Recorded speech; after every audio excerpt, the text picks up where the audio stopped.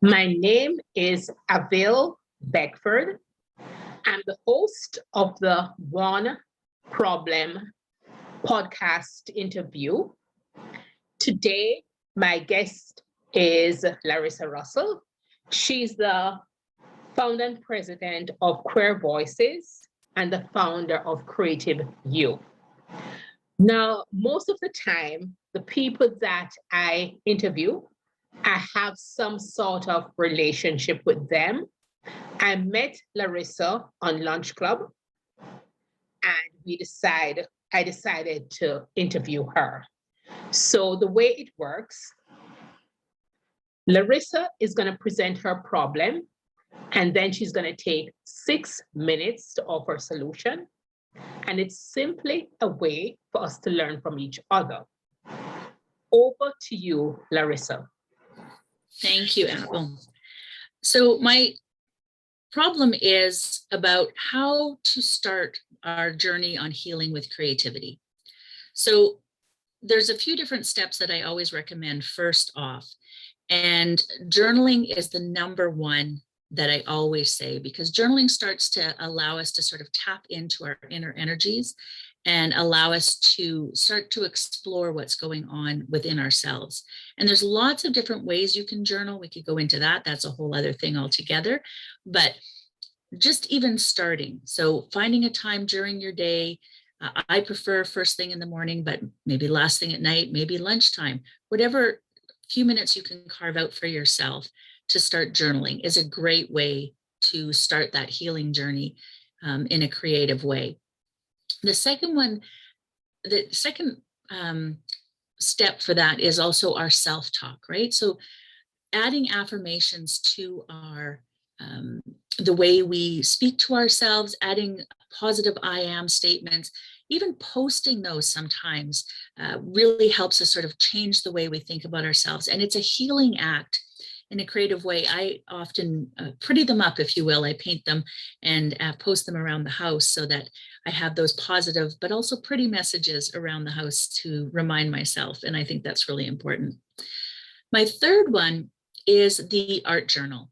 And the art journal is a great way to create without judgment, because you don't have to share it with anyone. It's just a book, and it can be literally a book you pick up at the dollar store. It doesn't have to be anything special.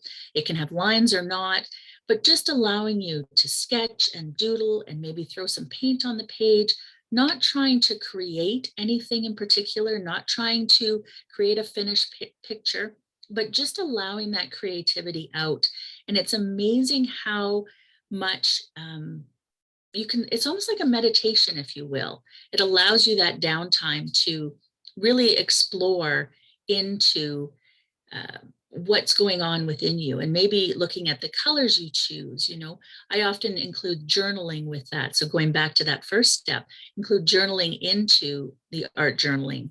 Journal a little, do the art journaling, and then write about how that felt for you. So that's really important as well. And then the next one is intuition, and learning to tap into ourselves and learning how to really connect and listen to what we're being told, because we have been conditioned to not listen to our intuition. That's just part of our culture, right? And so we need to learn to re-tap into that. And there's so many different ways you can do that, but it's mostly about being silent for a moment and just listening. So sometimes what I'll do is I'll just step out on my balcony, because I live in a condo downtown, so it's pretty busy. And I'll just step out on my balcony to breathe and center myself and come back in. And an answer has come to me. And it can be that simple, right?